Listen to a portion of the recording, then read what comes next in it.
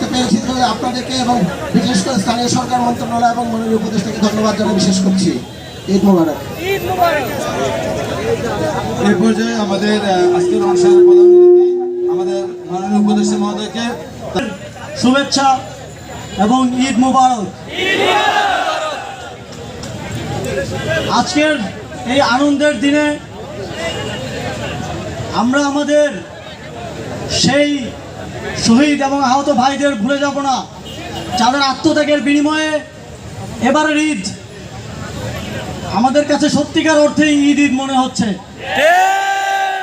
যাদের আত্মত্যাগের বিনিময়ে আমরা একসাথে নতুন আঙ্গিকে আমাদের দীর্ঘ শত বর্ষের যেই ঐতিহ্য, সেই ঐতিহ্যকে রিভাইভ করতে পেরেছি।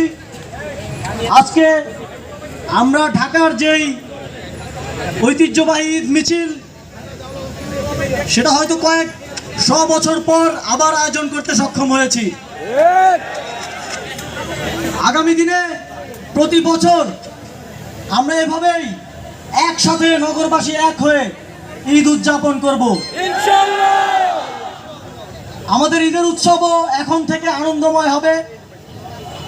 ঘরে বসে টিভি দেখে আর দিন কাটবে না, সবাই একসাথে ঈদ মিছিল করব, ঈদের মেলা উপভোগ করব, সবাই একে অপরের সাথে সুখ দুঃখ সব ভাগ বাটোয়ারা করে নেব।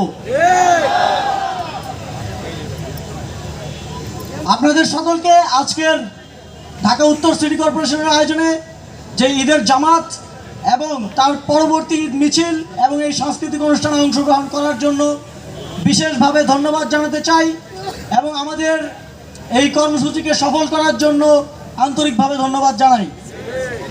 আমাদের 2 দিন ব্যাপী ঈদ মেলা চীন মৈত্রী সম্মেলন কেন্দ্রের প্রাঙ্গণে অনুষ্ঠিত হচ্ছে। আপনারা সেখানে যাবেন, আপনারা পরিবার পরিজন নিয়ে সেখানে যাবেন এবং এই মেলা উপভোগ করবেন।